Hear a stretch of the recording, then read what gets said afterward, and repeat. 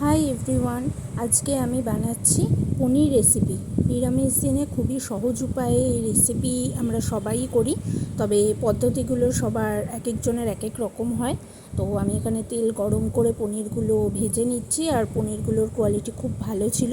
আমি মাদার ডেয়ারির 200 গ্রামের 2 প্যাকেট নিয়েছিলাম। তো পনির ভাজা হয়ে গেছে। এবার আলুগুলো ছোটো ছোটো করে কেটে আমি ভেজে নিচ্ছি। আগে থেকে একটু হালকা ভেজে নিয়ে আমার রান্না করতে বেশি ভালো লাগে।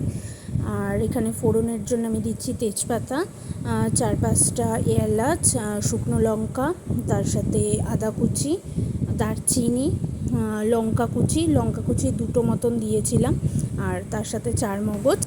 তারপরে আমি এখানে টমেটো কুচি দিয়ে দিয়েছি, আর আমরা নর্মাল যেরকম মশলা ব্যবহার করি সেইগুলোই দিয়েছি।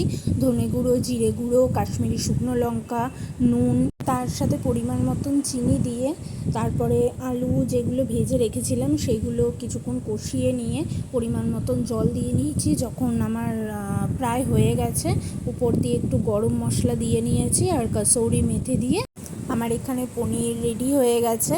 আমার চ্যানেল ভালো লাগলে প্লিজ সাবস্ক্রাইব করো সবাই।